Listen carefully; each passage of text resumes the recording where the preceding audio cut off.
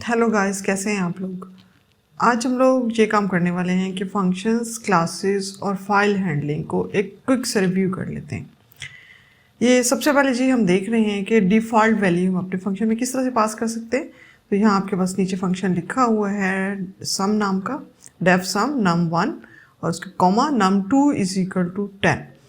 जब हम इस तरह से पैरामीटर में अपने पास कर देते हैं कोई एक वैल्यू, तो हम उसको कहते हैं कि ये हमारी एक डिफ़ॉल्ट वैल्यू। और ये हम क्यों पास करते हैं, बहुत दफ़ा हमें इसकी ज़रूरत पड़ जाती है। जैसे हमने जब सर्कल के ऊपर कुछ फंक्शनिंग कर रहे होते हैं तो हमें पाई की ज़रूरत पड़ती है, तो हम मोस्टली पाई को जो है वो इस तरह से डिफ़ॉल्ट वैल्यू के तौर पे रख लेते हैं। या हमने कुछ इस तरह की सिचुएशन है कि जहाँ पे एज में +10 +5 करके कुछ इस तरह से शो कराना होगा, तो वहाँ पे भी हमें इसकी ज़रूरत पड़ जाती है। तो हमें एप्लीकेशंस में ज़रूरत पड़ती है इस तरह की चीज़ों की, जहाँ पे हमें एक कोई नंबर रखना होता है और हाँ, मेमोरी को बचाने के लिए या बार बार उसको लिखने के लिए, और बार बार अगर लिखा जाए तो एरर प्रोन भी होता है, उस सारों से बचने के लिए पाइथन ने और बाकी लैंग्वेज में भी ये फंक्शनैलिटी मौजूद है कि डिफ़ॉल्ट वैल्यू हम उसमें पास कर सकते हैं। यहाँ पे हमने जैसे 10 पास की हुई है और हम हमारा ये फंक्शन क्या कर रहे हैं, num1 और num2 को उसने ऐड कराना है। तो जब कॉल किया फंक्शन को, यहाँ पे प्रिंट के अंदर सम को कॉल किया हुआ है, तो उसके अंदर सिर्फ एक वैल्यू पास की हुई है num1। अब num2 जो है ये ऊपर से उठा लेगा 10 और ऐड करके हमें 15 दे देगा। अलबत्ता ये हो सकता है कि अगर हम num2 खुद से कोई और नंबर पास करें तो वो भी वैलिड होता है। इसको रन करते हैं। ये आउटपुट पे आपको 15 नज़र आ रहा होगा। डिफ़ॉल्ट वैल्यू आपको क्लियर होगी कि हम दोबारा मैं इसको रिवाइज करें कि पैरामीटर में अगर कोई भी हम वेरिएबल को आसान कर दें कोई वैल्यू, तो वो एज ए डिफ़ॉल्ट वैल्यू होती है। तो कॉल करते हुए उसको पास करने की ज़रूरत नहीं होती, अगर आप चाहें तो कर सकते हैं। उसके बाद बात करते हैं कि पोजिशनल आर्गूमेंट क्या होते हैं। उनको दूसरे नाम भी एक लिया जाता है इनका कि जी ये रिक्वायर्ड आर्गूमेंट है। इसकी रीज़न क्या है, इनको पोजिशनल क्यों कहते हैं या रिक्वायर्ड क्यों कहते हैं। तो ये देखिए, हमारे पास एक मल नाम का जो है फंक्शन है जिसमें हमने x और y पैरामीटर के तौर पे दिए हैं, और उसके बाद हमने गेट्स के वेरिएबल में इसको कहा है कि जी x को y के साथ मल्टीप्लाई करा दें और रिटर्न कर दें गेट्स को। और जब हमने इसको कॉल किया है तो हमने कहा कि mul2, 3। अब ये जो 2 है वो x में जाएगा, जो 3 है वो y में जाएगा। ये गारंटी हमें क्यों है, क्योंकि ये पोजिशनल आर्गूमेंट होते हैं, इनके प्लेस होल्डर्स बन जाते हैं उस जगह पे। तो जो है 2 उठ के x में जाएगा और 3 उठ के y में जाएगा। अगर हम 3 और 2 लिखते हैं तो 3 ने x में जाना था। आई होप ये आपको क्लियर हो गया होगा कि इस वजह से पोजीशन होती है। और दूसरा नाम इनका रिक्वायर्ड आर्गूमेंट्स क्यों है, क्योंकि जब भी हम इस तरह से के फंक्शन को बनाएं जिसमें हम कोई पैरामीटर के तौर पर कोई वेरिएबल डाल देते हैं, जैसे यहाँ पे x और y डाला हुआ है, तो हम इस चीज़ के लिए बाउंड हो जाते हैं। समझ लें हमने एक प्रॉमिस कर लिया होता है कि जब हम इस फंक्शन को कॉल करेंगे तो हम वैल्यूज़ को पास करेंगे। तो यहाँ पे x और y को हमने पास किया है 2, 3। तो हम चले इसको रन करके देखते हैं। हमारे पास आंसर डेफिनेटली 6 आएगा, क्योंकि इसने 2 और 3 को मल्टीप्लाई करना है हमारे इस फंक्शन ने। यहाँ पे आपको एक फंक्शन नज़र आ रहा होगा ABC, जहाँ पे 2 पैरामीटर्स पास किए हैं A और B, और रिटर्न में जनाब इसने क्या करना है, A + B करके हमें देना है। नीचे हम प्रिंट करा रहे हैं ABC को कॉल कर रहे हैं, वहाँ पे हमने दोबारा लिख लिया A = 2, B = 7। हम ये भी लिख सकते थे 2, 7, वो भी वैलिड था, लेकिन अगर हम इस तरह से लिख दें A = 2, B = 7, तो वो भी वैलिड होता है, उसमें कोई प्रॉब्लम नहीं है। और ये देखें आंसर 9 है आपके पास। उसके बाद जो है एक ये देखते हैं ट्राई कैच, और ये अगर आप किसी और लैंग्वेज से आए हैं तो ट्राई और वहाँ पे एक्सेप्ट की जगह पे जो कैच होता था, यहाँ पे पाइथन में जो है ट्राई और एक्सेप्ट में आता है वो चीज़। ये हम क्यों बनाते हैं, कभी हमारे पास इस तरह की सिचुएशंस होती है कि जहाँ पे हमें ये डर होता है कि कोई इस तरह की एक्सेप्शन आ जाएगी कि जिसकी वजह से हमारा जो है प्रोग्राम क्रैश कर जाएगा, उधर स्टॉप हो जाएगा। उससे बचाने के लिए हम एक्सेप्शन के तौर पे कोई ना कोई मैसेज दे देते हैं कि अगर जो भी कंडीशन लिखी ट्राई के अंदर, अगर ऐसा कुछ होता है तो एक्सेप्शन में जो है ना ये प्रिंट करा दें ये मैसेज, वरना जो है आप उसको चला दें सक्सेसफुली। तो यहाँ पे हमने यानी आप इफ़ और एल्स को ही समझ लें कि ट्राई में हमने कहा है कि अगर इस तरह से है तो जो है एक्सेप्शन ये उसको मैसेज दे दो, एल्स पे जाके जी सक्सेसफुली रन करा दो। और ये ट्राई कैच हम एक दफ़ा नहीं बहुत दफ़ा, मतलब अगर एक कोई नंबर के साथ मुख्तलिफ डील्स हम कर रहे हैं तो जितनी दफ़ा चाहें हम कर सकते हैं, उसमें कोई नंबर ऑफ वो नहीं है कि इतने ट्रायल होंगे और इतने एक्सेप्शन होंगी। तो हमारे पास जो है प्राइस 50 है, और ट्राई में हमने कहा है कि अगर प्राइस जो है डिवाइडेड बाय 0 हो जाती है तो आपने एक्सेप्शन रेज करनी है कि 0 डिवीजन एरर दे देना है और प्रिंट करा दें कैन नॉट डिवाइड बाय 0। और यहाँ पे एंड इज इक्वल टू यानी स्पेस में सिर्फ हमने कोट्स डाल दिए। उसके बाद एल्स में क्या है कि अगर डिवाइडेड बाई 0 नहीं है प्राइस तो फिर क्या करो जी, प्रिंट सक्सेसफुली, ठीक। और अगर दूसरी सिचुएशन फिर दी है कि अगर प्राइस जो है 5 से डिवाइड हो तो फिर आपने इनसाइड एक्सेप्शन ब्लॉक एंड ये जो है ना मेंशन करना है। तो यहाँ पे डिवाइडेड बाई 0 हो रहा है तो डेफिनेटली हमारे पास यहाँ पे ये मैसेज प्रिंट करेगा कि कैन नॉट डिवाइड बाई 0। अगर हम यहाँ पे कुछ और लिख देते हैं, जैसे सपोज हम ऐसा करते हैं कि यहाँ पे किसी और नंबर के साथ 10 के साथ ये डिवाइड करा लेते हैं, ठीक है। तो अब इस सूरत में क्या होगा, ट्राई के ब्लॉक में ये चलेगा, डिवाइड हो रहा होगा 10 पे, एक्सेप्शन नहीं आएगी तो क्या होगा, नेक्स्ट एल्स के पार्ट में चला जाएगा और जो है ये प्रिंट कर देगा सक्सेसफुली को, ठीक। अगर हम 5 से डिवाइड कराएं प्राइस को तो क्या होगा कि ये लास्ट वाला जो है ना ये हमारे पास चलेगा, प्रिंट सक्सेसफुली हो गया। क्यों? क्योंकि एक्सेप्शन थी नहीं, तो इस वजह से जो है वो एल्स पे आया और उसने प्रिंट सक्सेसफुली को पास किया। आई होप सो आपको ये समझ आ गई होगी। मोस्ट प्रॉब्ली हम इसको जो है ना 0 डिवीजन से बचाने के लिए या इस तरह का कोई हो गए इनफाइनाइट कुछ इस तरह की हो जाएगी, कोई भी इस तरह का प्रॉब्लम हो, उससे बचाने के लिए हम उनको ट्राई कैश में डाल सकते हैं। यहाँ पे ज़रूरी नहीं है कि वैल्यूज़ हों, कोई और अगर स्ट्रिंग्स पे भी हमें लगता है कि कुछ इस तरह की प्रॉब्लम आएगी तो तब भी हम जो है ये एक्सेप्शन में डाल सकते हैं। ये डिपेंड करता है कि आपकी एप्लीकेशन किस तरह की है और उसकी रिक्वायरमेंट क्या है। जब हमने किसी भी फंक्शन को कॉल करना होता है तो क्या होगा कि अगर हमने कुछ वेरिएबल्स वहाँ पे डाले, पैरामीटर के तौर पे कुछ डाला हुआ था, तो हमें मस्ट बी कॉल करते हुए उनको एज आर्गूमेंट पास करना पड़ता है। जैसे हमने मल्टीप्लिकेशन के ऊपर जो फंक्शन बनाया था तो उसको जब हम कॉल करेंगे तो वी आर बाउंड कि हम यहाँ पे कोई ना कोई वैल्यूज़ पास करें। हम इस तरह से खाली इसको नहीं चला सकते, क्योंकि वो क्या कहेगा, वो कहेगा कि जी आपके वो वादा क्या हुआ, वो पोजिशनल आर्गूमेंट्स आपके कहाँ पे हैं। देखिए आप इसका टाइप एरर पढ़े तो वो क्या कह रहा है कि missing 2 required positional argument X and Y, ठीक। हम बाउंड है इस चीज़ के लिए कि हम यहाँ पे पास करें। अगर आप पास करेंगे तो डेफिनेटली वो सक्सेसफुली रन करेगा और मल्टीप्लाई करके आपको दे देगा जो इस फंक्शन ने करना था। अच्छा जी, अगर ऐसी सिचुएशन है आप कहें कि आप यहाँ तो हम बाउंड है कि जी वेरिएबल एक्स और वाई में एक एक वैल्यू हम डाल देंगे, तो कभी ऐसा हो कि आपने कभी वैल्यू डालनी है और कभी 2-4 वैल्यूज़ डालनी है, 6-4 डालनी है, तो उस सूरत में क्या हमें पाइथन क्या देते हैं, तो जनाब यहाँ पे स्टार आर्ग्स जो है इसके तौर पे अगर आप किसी भी वेरिएबल को आर्ग्स की जगह आप वेरिएबल लिखेंगे तो ये अगर आप पास करते हैं तो आप जितनी मर्जी चाहे वैल्यूज़ डाल दें, और अगर नहीं भी डालेंगे तो एरर नहीं आएगा। वरना तो पोजिशनल आर्गूमेंट में तो अभी हमने देखा है कि अगर हम बाउंड है उस चीज़ के लिए कि अगर हमने पैरामीटर्स के लिए कुछ के लिए कहा है तो हम ज़रूर हमें पास करने पड़ते हैं एज आर्गूमेंट, जबकि ये जो है स्टार आर्ग्स हमें ये फैसिलिटी दे रहा है कि आप चाहें जितने मर्जी डाल लें आर्गूमेंट्स, और अगर चाहते हैं कि ना डालें तो भी इट्स फाइन, कोई आपको एरर नहीं आएगा। यहाँ पे आप कहते चाहते हैं तो मैं रन करके दिखा देती हूँ।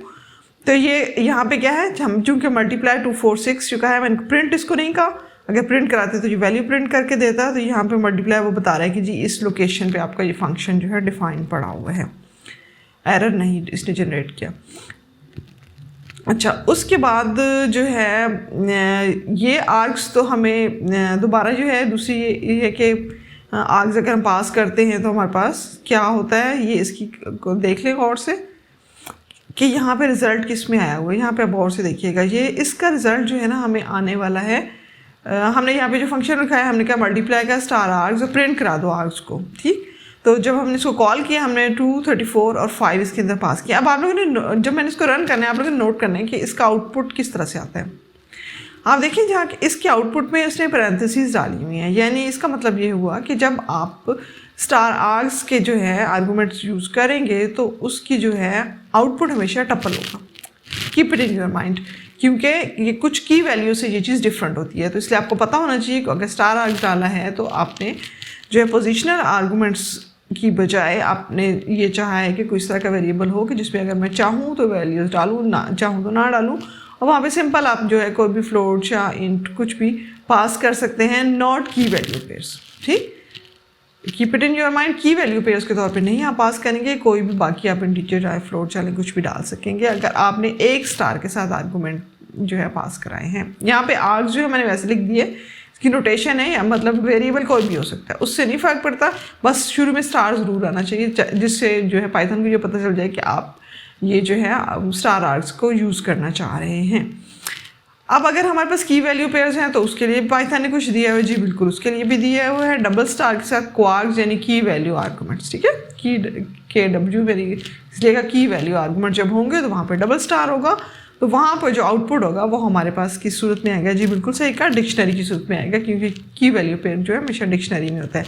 यहाँ पे जी नेम नाम का फंक्शन डिफाइन किया है और स्टार क्वार्क्स बीच में लिखा है, प्रिंट कराया क्वार्क्स को, और जो है नेम को कॉल किया है तो उसके अंदर पास किए first is equal Ali, second is equal to Afnan, और हम देखते हैं कि यहाँ पे आउटपुट में हमारे पास first colon Ali, second colon Afnan, यानी क्या हुआ, डिक्शनरी की नोटेशन के साथ हमारे पास ये आंसर आ चुके हैं। Keep it in your mind, जब हमने यहाँ पे कॉल किया है तो वहाँ इक्वल्स डाला है, ओके, लेकिन जब उसने हमें आउटपुट में दिया है तो वहाँ पे उसने कॉलन डाल के डिक्शनरी की फॉर्मेट में दिया है, वरना हमने की वैल्यू पेयर्स में इसी तरह से डाला था इक्वल करके। ये याद रखना है आपने, इस पे कुछ लोग कंफ्यूज हो जाते हैं।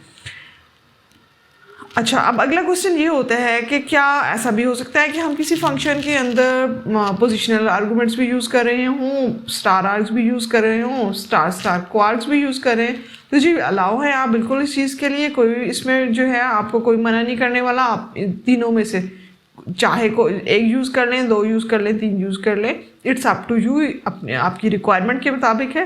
तो यहाँ पे ऑल इन वन का एक फंक्शन बनाया है, उसके अंदर एक्स पास करें, स्टार आर्क्स पास करें, डबल स्टार क्वार्क्स पास करें, यानी पोजिशनल आर्गूमेंट भी के भी बाउंड हो गए और हमने आर्गूमेंट्स का भी हो गए कि जो है मल्टी आर्गूमेंट्स भी हम पास कर सकते हैं, और स्टार क्वार्क यानी की वैल्यू पेयर्स भी जितनी मर्जी चाहे पास कर सकते हैं, और अगर ना पास करें तो कोई एरर जनरेट नहीं होगा। ऑल इन वन को हमने कॉल कराया तो यहाँ पे हमने क्या किया, उसके 2, 45, 44 ये पास किए हैं तीनों वैल्यूज। इसमें से जो पहली वैल्यू होगी, पोजिशनल आर्गूमेंट हमेशा वो पहले अपने प्लेस होल्डर लेता है, तो ये 2 चला जाएगा एक्स में, और 45 और 44 ये दोनों जो है टपल के तौर पे आपके सामने आएंगे, और तीसरी वैल्यू जो वैल्यूज इक्वल टू 10 है ये डिक्शनरी की सूरत में आएगी, क्योंकि ये क्वार्क्स में जाने वाली है। मैं दोबारा रिपीट करती हूँ, जो पहला होगा वो पोजिशनल आर्गूमेंट जो कि फर्स्ट एक्स है उसमें जाएगा, दूसरे जो 45 और 44 हैं वो दोनों जाएंगे जनाब आर्ग्स में, यानी टपल की सूरत में आपको नजर आएंगे, और तीसरी जो है स्टार क्वार्क जो है वो की वैल्यू पेयर्स में आपको डिक्शनरी के तौर पे नजर आएगी। तो ये तीन आप इसका आउटपुट आपको देख लें किस तरह से है। फर्स्ट 2 है बगैर पैरेंथेसिस के, उसके बाद जो है पैरेंथेसिस के अंदर है यानी टपल की सूरत में है, उसके बाद अगली वैल्यू हमारी डिक्शनरी की सूरत में आई हुई है। अब क्वेश्चन एक और भी होता है कि क्या हम फंक्शंस को एज ए वेरिएबल भी यूज़ कर सकते हैं। जी बिल्कुल, अगर हम चाहें तो हम जो है फंक्शन को जब कॉल करते हैं उसके अंदर से जो कुछ भी आउटपुट होने हैं हम चाहें तो उसको किसी दूसरे वेरिएबल में लेके उसको प्रिंट करा सकते हैं। जैसे यहाँ पे एग्जाम नाम का फंक्शन है, उसमें एक्स वाई पास किए हैं, रिजल्ट हमने उससे मांगा कि जी एक्स प्लस वाई करो और रिजल्ट में डाल दो, और उसके बाद प्रिंट करा दो रिजल्ट। उसके बाद हमने क्या किया कि प्रिंट करा दो रिजल्ट, और उसके बाद जब हमने उसको दोबारा कॉल किया सम को, उसमें 12 4 पास किए हैं, उसका प्रिंट लिया है और हमने कहा कि जी इसको टोटल में डाल दें। तो यहाँ पे क्या होगा, इसने सक्सेसफुली इसको रन कर लिया और 16 इसने हमें यहाँ पास कर दिया कि जी आपकी ये वैल्यू आ गई, क्योंकि हमने इसको ऐड करने के लिए कहा था। ठीक, उसके बाद लोकल और ग्लोबल किस तरह से होते हैं वेरिएबल्स। अगर कोई भी वेरिएबल हमने किसी फंक्शन की बॉडी के अंदर डिफाइन किया है तो वो जो है उसका लोकल होता है। अगर आप अपनी एप्लीकेशन में उस फंक्शन से बाहर उसको कहीं कॉल करेंगे वो आपको नहीं मिलेगा, ठीक है। और अगर जो है आपने मेन बॉडी के अंदर कहीं पे भी कोई फंक्शन डिफाइन किया हुआ है थ्रू आउट द एप्लीकेशन हमें अवेलेबल होता है। जैसे यहाँ पे हमने num1 = 10 लिखा है, देख लें आप ये फंक्शन की बॉडी से बाहर है, यानी ये ग्लोबल होगा, पूरी एप्लीकेशन में हमें अवेलेबल होगा, जब भी हम चाहें इसको यूज़ करना चाहें तो कॉल करना चाहें कर सकते हैं। उसके बाद हमने एडिशन नाम का जो एक फंक्शन है कि उसमें num1 और num2 पास किए हैं, और हमने कहा है कि जी रिजल्ट के नाम पे यानी रेस = num1 + num2, num1 और num2 दोनों को जो है आप ऐड करो और रिटर्न करा दो हमें। उसके बाद हमने एडिशन को जब कॉल किया उसके अंदर 12 पास कर दिए हैं, और हमने कहा है कि जी num1 हमें प्रिंट में चाहिए। अब ये num1 पड़ा है ग्लोबल पे, हम यानी जो अगर कोई ग्लोबल में पड़ा हुआ है तो हम फंक्शन की बॉडी में उसको यूज़ कर सकते हैं। लेकिन अगर हमने अपने पास जो है कोई डिफाइन किया है इधर यहाँ पे कोई वेरिएबल बनाया होता फंक्शन की बॉडी के अंदर, हम चाहते कि इसको बाहर करें तो वहाँ पे हम यूज़ नहीं कर सकते थे। अब num1 चूँकि ग्लोबल है, यहाँ पे हम प्रिंट भी कराएंगे तो प्रिंट हो जाएगा, ठीक है, इसका स्कोप ग्लोबल होने की वजह से। इसको रन करके देखते हैं, और 24 और num1 में हमने 10 डाला हुआ था और वो 10 हमें यहाँ पे प्रिंट होकर मिल गया, और एडिशन में उसने दोनों को 12 को ऐड करके 24 कर दिया। अब यहाँ पे हमने क्या किया है, एक फंक्शन डिफाइन किया सम आपका, उसके अंदर n और n1 नाम के दो जो है पैरामीटर्स हमने बाउंड किए हैं कि हम ये पास करेंगे। रिजल्टेंट में हमारे पास जो है n और जो है प्लस n1 हमने लिखा है कि हमें ये चाहिए, और रिटर्न में हमें जो है रिजल्टेंट चाहिए। सम आप में हमने जो पास किए हैं वो 12 और 13 पास किए, और हम प्रिंट कराना चाह रहे हैं n और n1 को। अब ये जो प्रिंट हम कराना चाह रहे हैं, अब ये तो इसके फंक्शन की बॉडी से बाहर है, यानी फंक्शन की बॉडी से बाहर क्या हमें n और n1 मिलेगा? आप क्या कहते हैं इस बारे में? सही कहा जी, ठीक है। चूँकि ये हमारे पास ग्लोबल नहीं था, लोकल स्कोप में था, हम बाहर इसको प्रिंट कराने की कोशिश कर रहे थे तो वो हमें नहीं मिला, n is not defined. Classes के बारे में भी थोड़ी सी बात कर लेते हैं। जब हम क्लास किसी को डिफाइन करते हैं किसी क्लास को, तो वो उसका एक ब्लू प्रिंट होता है, टेम्पलेट होता है, और मेमोरी में वो कोई जगह नहीं ले रहा होता। यहाँ स्कूल नाम का हमने एक जो है क्लास बना ली है। सबसे पहले जो डबल अंडरस्कोर के साथ जो है इनिशियलाइजर होता है, कंस्ट्रक्टर होता है। जब भी हम कोई ऑब्जेक्ट बनाते हैं तो ये कंस्ट्रक्टर ऑटोमेटिकली कॉल हो जाता है। मैं दोबारा रिपीट करूँ, जब हम कोई ऑब्जेक्ट बनाते हैं, जब हम कोई इंस्टेंस बनाते हैं, तो ये कंस्ट्रक्टर उस वक्त कॉल हो जाएगा। अगर वैसे ये लिखा हुआ तो ये डिफाइन हुआ हुआ फंक्शन मौजूद होगा। और अगर हम इसको क्लास को डिफाइन जो है प्रिंट करा के देखें तो हमें क्या मिलना चाहिए? सिर्फ क्लास की डेफिनेशन हमें मिलेगी और कुछ भी नहीं मिलेगा। जब मेमोरी में उसने तब जगह लेनी है जब हम इसका इंस्टेंट क्रिएट करेंगे। ये ले जी, उसने बताया कि जी मेन डॉट स्कूल पे आपका स्कूल नाम की क्लास पड़ी हुई है, वी नो दैट, लेकिन जनाब मेमोरी में अभी हमने उसको नहीं रखा जब तक आप उसको कोई इंस्टेंट नहीं बना लेते। तो हम ऐसा करते हैं, उसका एक ऑब्जेक्ट या इंस्टेंस बना लेते हैं। तो ग्रामर स्कूल हमने बना लिया है और स्कूल के अंदर जी हमने पास कर दिए आइट्स और CS, और उसके बाद जो है कोर्सेज नाम के जो उसका मेथड उसके अंदर था उसको हमने कॉल किया है। तो हमारे पास हमने मेथड से कहा हुआ था कि जनाब आप हमें रिटर्न कराओ कि स्कूल नेम इज़, जो भी स्कूल का नाम, ये दोबारा देख लें कि जो इसका मेथड था हमने इसको कहा था कि आपने जी school name is equal to self dot name और कोर्स जो है सेल्फ डॉट कोर्स के तौर पे पास करना है। तो ये हमें नज़र आ रहा है, school name is Heights and now available course is CS, क्योंकि ये दोनों हमने पास किए हैं अपने स्कूल की क्लास के ऑब्जेक्ट में। उसके बाद थोड़ी सी बात कर लेते हैं डाटा फाइल्स की कि उनको किस तरह से लिखा जाता है। तो फाइल्स को या तो हमने राइट करना होता है या रीड करना होता है, या पहले से कुछ लिखा हो उसके साथ और अपेंड कराना पड़ा होता है, फाइल को ओपन करना होता है, क्लोज करने होते हैं। यही 4-5 हमने काम इसके ऊपर करने होते हैं। तो अगर जो है हमने कोई फाइल ओपन करनी है तो उसमें कैसे लिखा जाएगा? विद का एक कीवर्ड होता है, उसके बाद ओपन करो जी, किसको ओपन करो? Wish to write dot txt में कुछ लिखना चाह रही हूँ, उस फाइल का नाम मैंने रख दिया wish to write dot txt, और ये जो फ्लैग है W ये बताएगा कि जनाब इसने क्या काम करना है। तो यहाँ पे जी राइट की जानी है फाइल, ठीक है, एज WF। एज से क्या होता है? एज WF ये हैंडलर हमारे पास बन जाता है। अब थ्रू आउट अब जब भी ज़रूरत पड़ेगी, आपने कोई फाइल के ऊपर जो भी काम करना है, राइट करना है, कुछ और कराना चाह रहे हैं, तो इस हैंडलर को आप यूज़ कर सकते हैं। ठीक हो क्या? उसके बाद जब आपने राइट करने के लिए कहा कि क्या राइट कराओ, तो जी ये चीज़ राइट कराओ, तो मैं देखिए हैंडलर को यूज़ किया WF डॉट राइट। सिंपल इतनी सी बात है। अब यहाँ पे सिर्फ गौर करने की चीज़ ये है कि राइट हमने कहा है और हमने उसको कहा है कि ये फाइल वो बनाएगा भी सही और उसमें राइट भी करेगा, ये दोनों काम करेगा। ठीक है, तो देखते हैं कि ये फाइल इसने बनाई है कि नहीं।